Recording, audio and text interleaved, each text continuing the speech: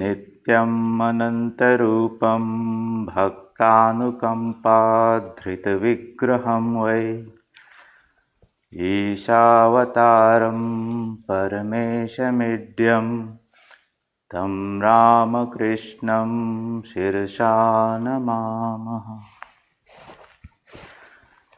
Welcome to the 11th talk in the series Guided Meditation for Beginners, wherein we are repeatedly trying to take you through that steps of meditation and then discuss one aspect of the series, the steps of meditation in more detail. We hope that you have been meditating regularly, morning and evening. So as usual, we will go through our guided meditation session. I hope you are seated properly in your meditation posture. Before I start, I would suggest that when we start at 7 o'clock here, it might be a good idea for you to come and take your seat, say another 10 minutes earlier, and go through the first two stages of having that posture and deep breathing for longer time. Because of the shortness of time, we only do this for three times here, but it will be nice if you sat down and went through that rhythmic breathing for say 3 minutes. You'll find that your mind would be better prepared for meditation when you go through this process. Anyway, let us sit up straight, keeping the back, neck and head in a relaxed upright posture. Visualize your body to be strong and healthy. Direct your attention to various limbs right from the toes to the top of your head. And as you move your attention to various parts of your body, visualize that each limb is full of light, healthy and strong. Direct your attention to your toes, to your ankle, calf, knees, thigh, back, stomach, chest, shoulders, arms, elbows, hands, neck, face, head, and the whole of the body. Visualize your whole body filled with the divine light, pure.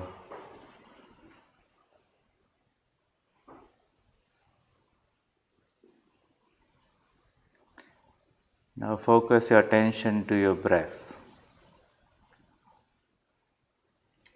Feel the air going into the body. Imagine that you are breathing in a pure light that fills the whole body, every cell, every corner of your mind. Breathe in deeply and in a rhythmic way, and you may, if you wish, repeat the sound Om mentally as you breathe in to harmonize your breath process. Let's do that for 3 times.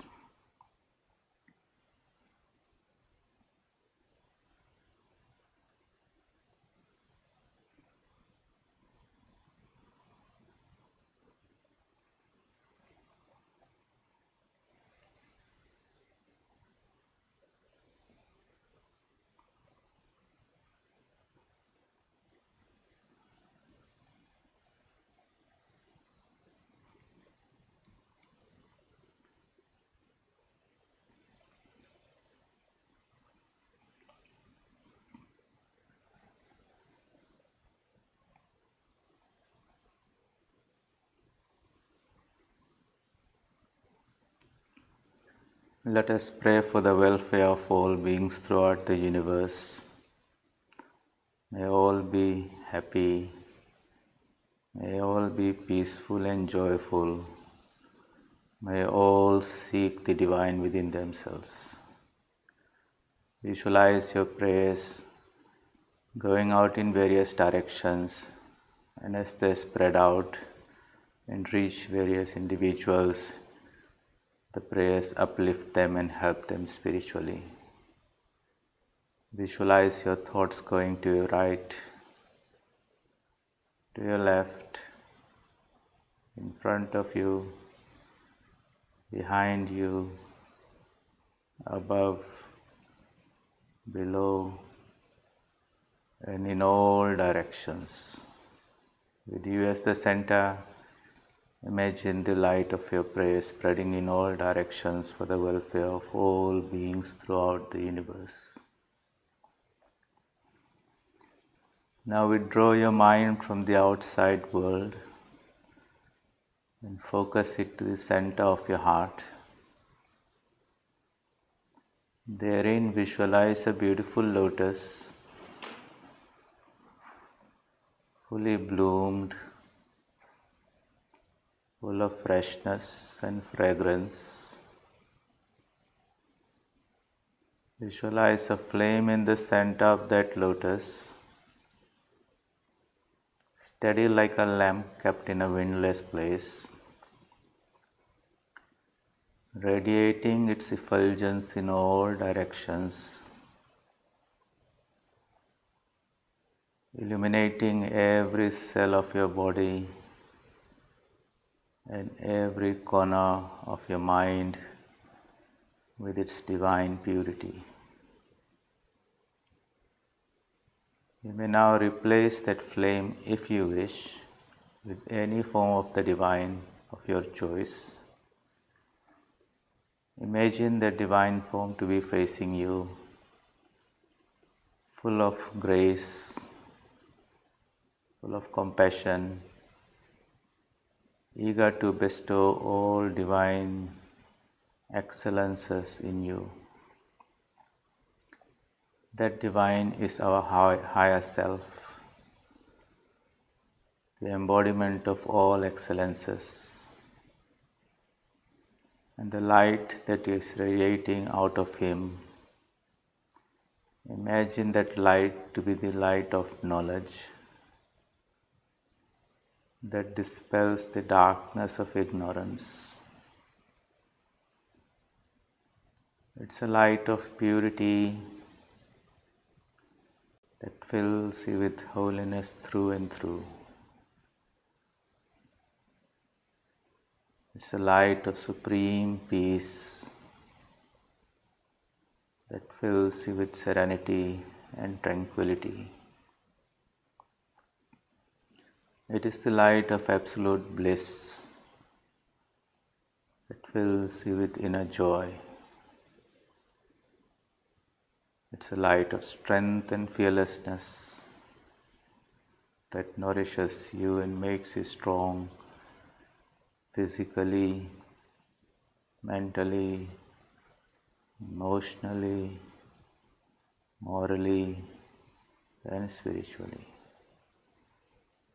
The divine is a living presence, the real source of all our inner strength, purity, beauty, goodness, knowledge, and all excellences. Focus your whole mind onto the divine and repeat the mantra if you have initiated, or the universal sound Om, or if you wish, Om Namo Bhagavate Ramakrishnaya Namaha. Hold your mind on the divine form and repeat the mantra with great devotion and concentration. Keep an eye on the repetition process, and if the mind wanders away anywhere, bring it back to that divine within you.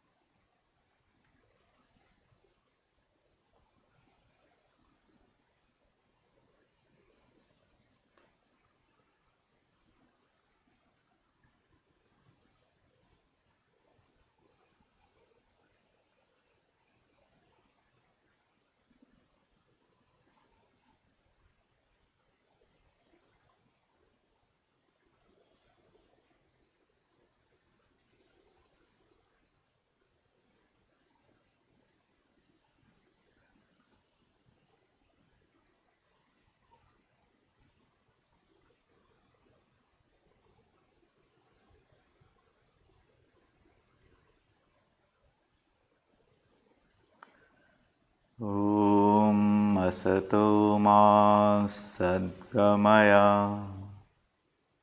tamaso ma jyotirgamaya mrityurmamritam gamaya. Om Shanti Shanti Shanti. Hari Om Tat Sat. Shri Ramakrishna Arpanamastu.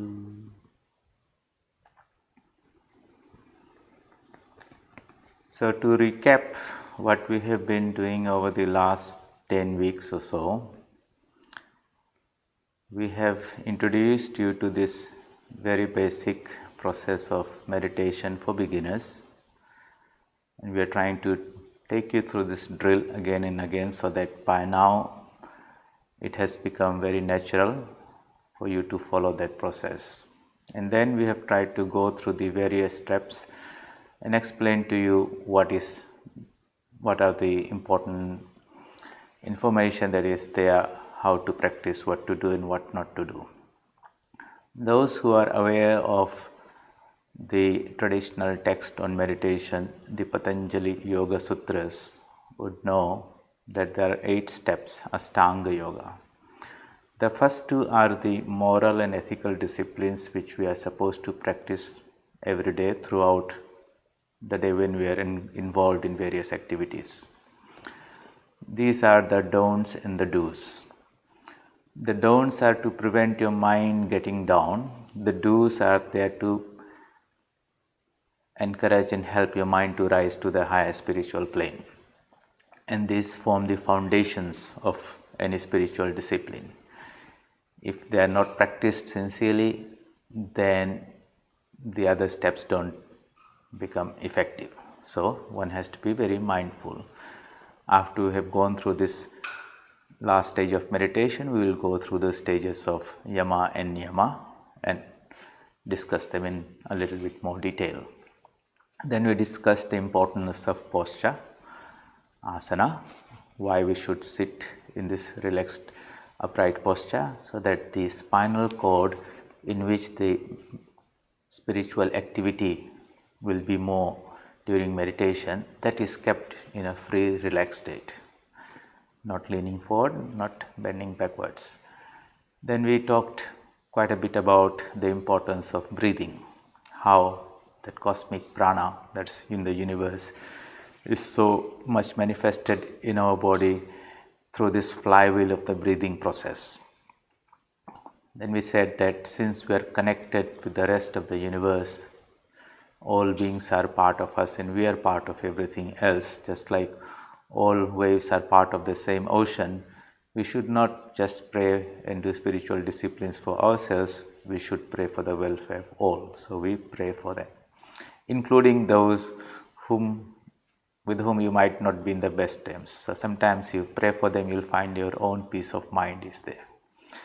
Then we come to the meditation proper process where we withdraw the mind from the external world, pratyahara, and try to focus it on one center, one location, which is the ideal place is the heart. We discussed why that is the important place. For a beginner, it's not advised to meditate on the forehead or on the head. The heart is the chakra that we want to open. And we tried to develop a spiritual visualization of our body and the source of consciousness that's inside us. The lotus is the symbol of unfoldment. Therein is the presence of the divine. In a very universal way, we can conceive it to be the light of knowledge and the embodiment of all divine qualities. And in the process of meditation, we try to develop our concentration by focusing on the divine personality. And that divine personality is our own higher self, but the pure, perfect embodiment of all infinite beauty, purity, goodness and divine qualities, excellences that we can think of.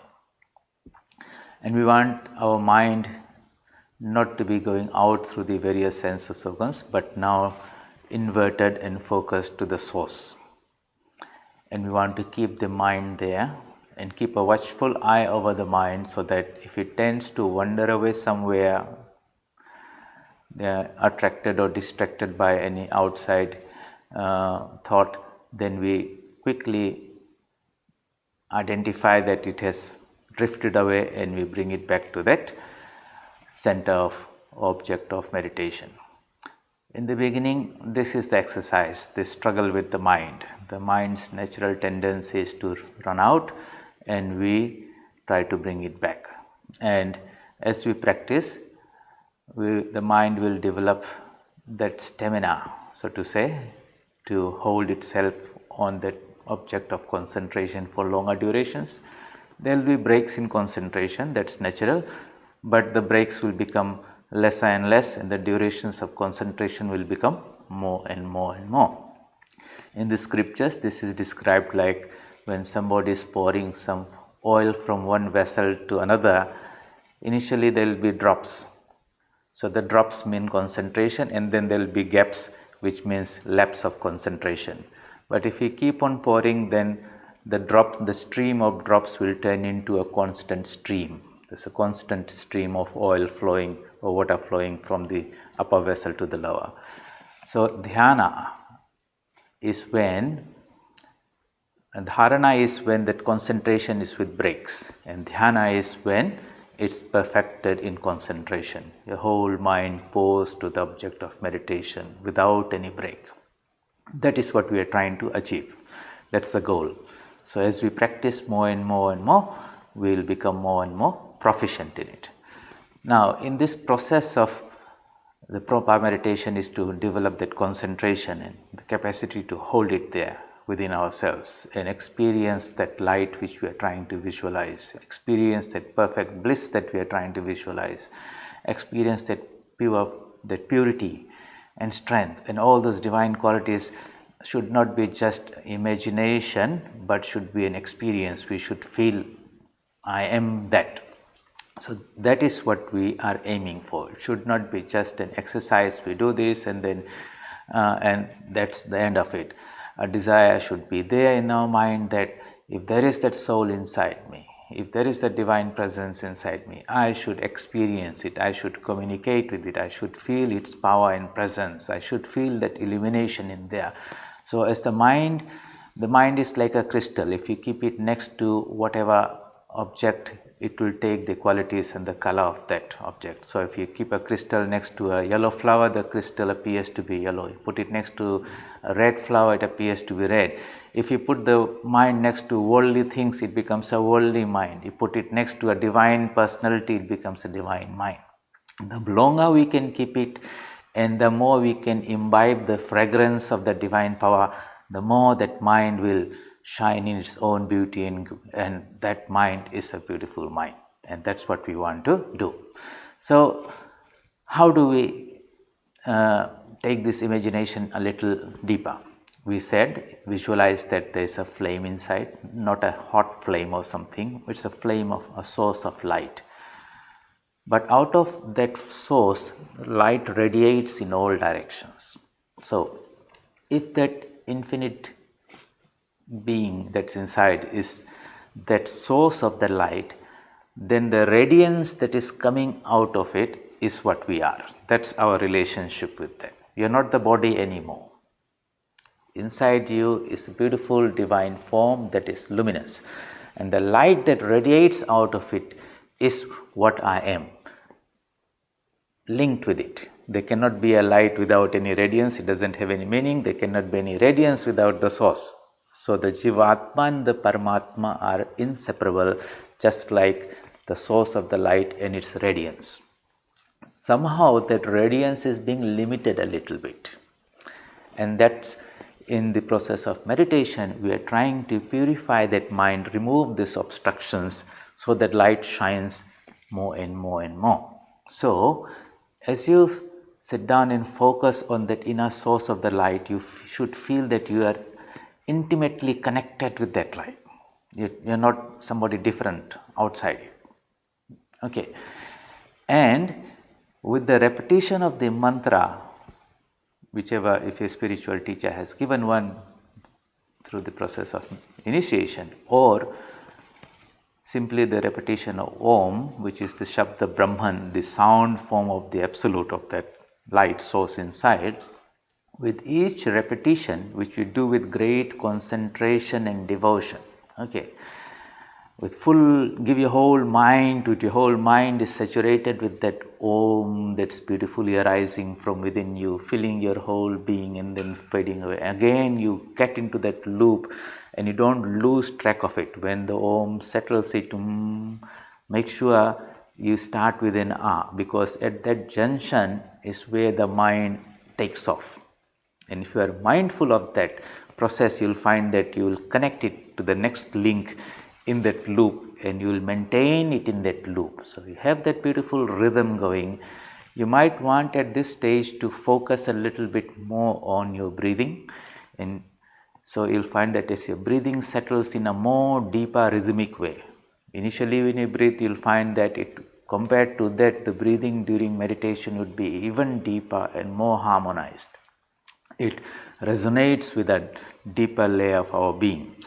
So here we have the breath, which is the flywheel within the clock of our body, which is setting all the energies into motion, and you go into a deep rhythmic breathing process, and you are going through this process of repetition of the mantra with great devotion and concentration, mindful and watchful that the mind doesn't take off at any time of the tangent somewhere, and if it does, you pick it up very quickly and guide it and encourage it. Come back to this process of meditation, because you are seeking for happiness, you are seeking for knowledge. What you are seeking is not out there, light is within. Let's try to unveil and discover ourselves. So with this repetition of this mantra or your given mantra of the chosen ideal, visualize that the covering that is obstructing the manifestation of that light is also becoming less and less and less.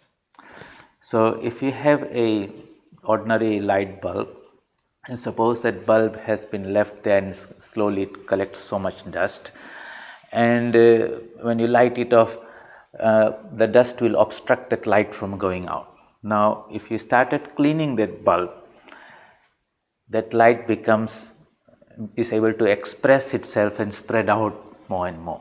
It's not that we are creating that light, it's not that we are creating that effulgence, it is there all the time. We are divine here and now. But the mind, because it is in the lake of the mind is in too many ripples and waves. So when you look at yourself, you don't see a clear picture of yourself. We have talked about this analogy of the mind like a wave. Imagine on a windless day, the surface of the wave is like a sheet of glass, and if you looked at yourself there, you will see a perfect image of yourself. That is what we want. But normally, it's a windy day and there are too many waves and ripples on the surface of the ocean or the lake. And when you look at yourself there, you see a faint, hazy image of yourself, not the most beautiful or clear picture of yourself. So what we are trying to do during the process of meditation is to cut off the outside world, because that's where all these waves, the wind is coming and breaking the surface of the wave into ripples. So we go into a quiet place, we shut off the world, we withdraw the mind from within, we build that inner harmony and rhythm inside ourselves. And then of course there are so many sources of waves, our thoughts and memories and samskaras that begin to bubble from the subconscious mind and try to create these ripples. So what we do, we take help of one thought and try to keep that mind in that same harmonious moment, a beautiful sine wave, so to say. Okay, that is much better than thousands of waves creating all random havoc and disturbing things. So this Om is something like that. The sound Om, the yogis say, is present in every human being all the time. We do not have that subtle ear to experience and hear it. But the yogis, through sadhana, as we progress in meditation, this is called anahata dhvani, the unstruck sound that is originating from the navel of every living being. And it is also that same universal Shabda Brahman that arises from the cosmic ocean of consciousness. So, as we repeat that mantra Om with great devotion and concentration, you will find that it begins to resonate with that inner sound that is already there. We talked about this idea of resonance, and in the last class we talked about how if there are two perfectly tuned violins kept in two different rooms, and if somebody struck the sound, a particular chord in the other violin, that corresponding sound is reproduced on this, even though they are not physically connected in any way. So that inner sound of Om is constantly going. That means that inner music of that violin is already there. We don't have to create that part. That originates from our divine source. But the violin that is in our own mind, that is not properly tuned. The string might be a little slack. So what we do is through we are trying to, through sadhana, concentrate our mind, means tighten the string, and we are trying to see if that resonance is taking place or not. So as we repeat the mantra Om, at some point, somewhere you will find that you will be automatically hearing that sound Om. That means now you are tuned to that spiritual level there.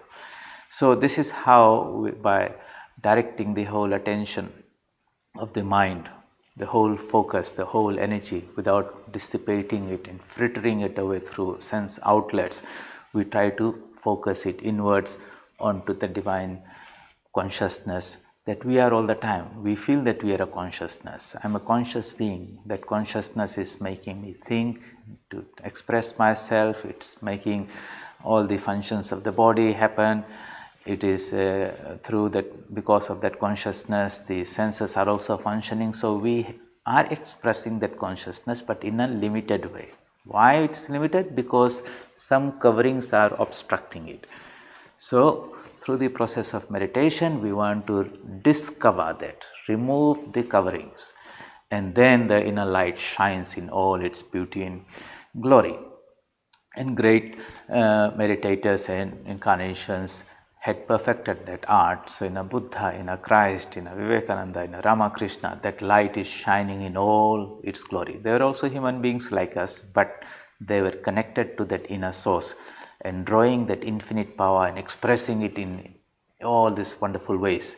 We are also drawing from that same source, but maybe we are drawing some microamperes and milliamperes. We want to draw that infinite power and be effulgent like that sun. That is the beauty of a human being, the glory of a human being, that through proper channelization of the mental powers and connecting to that infinite source, one can become enlightened, illumined, free.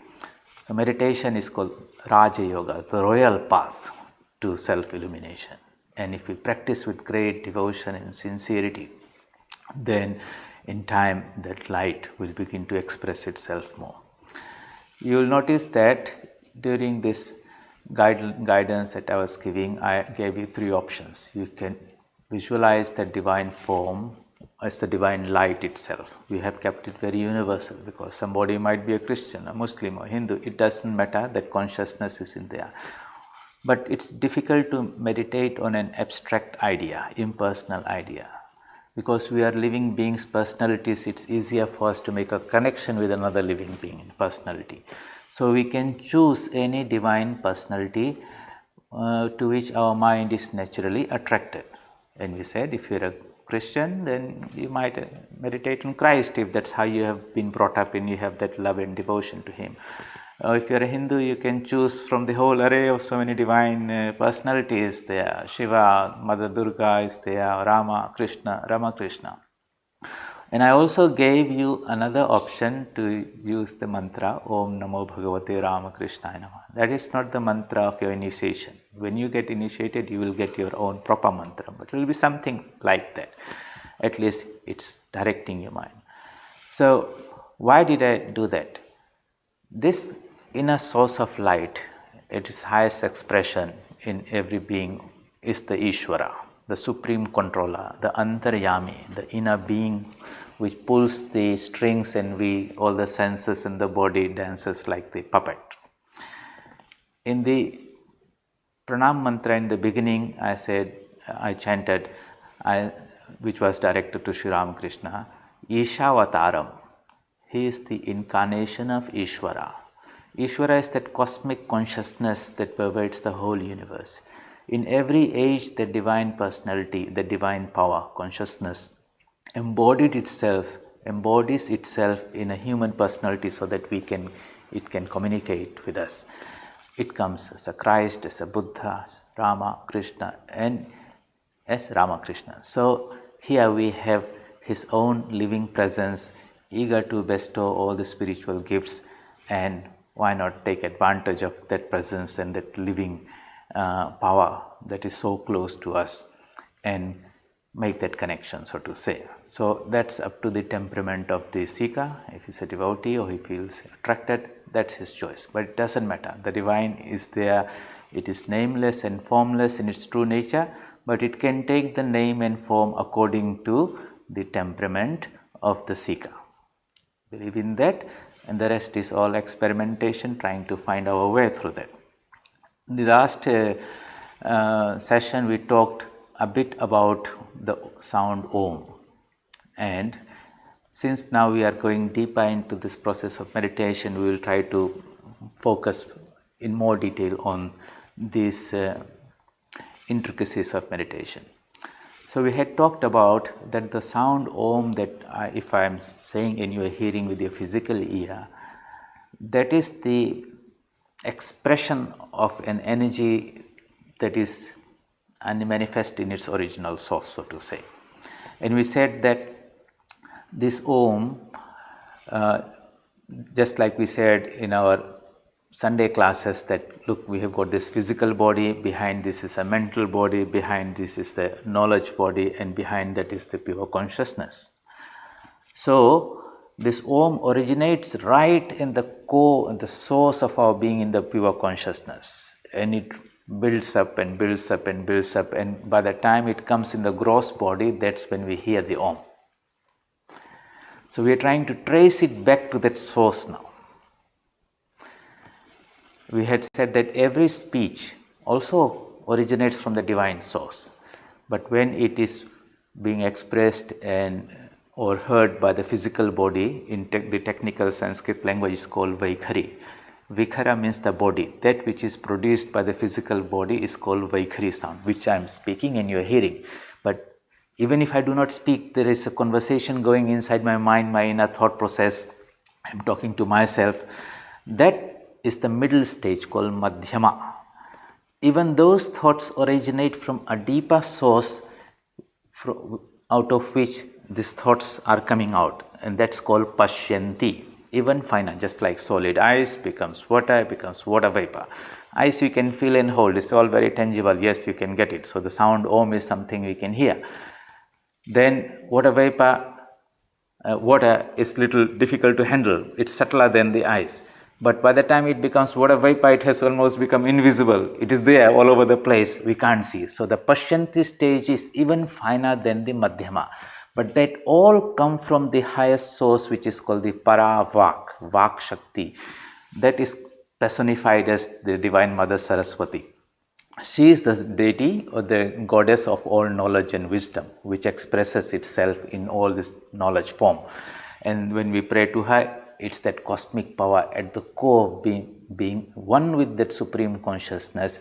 That is the deity that's being worshipped in our meditation. So when we meditate, we are trying to establish that connection using this Om, going deeper to the subtle level, going to its causal, and trying to make a connection with the original source of it, which is the Supreme Being.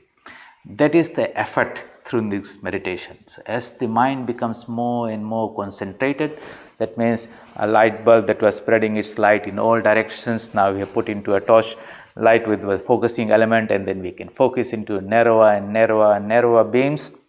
As we make it more and more narrow, the intensity of the light, not that we have created more light by adding any more batteries, it's just the intensity of it becomes stronger and stronger, and you can point it further and further in the remotest corners, and you can, whatever you point, it becomes illumined.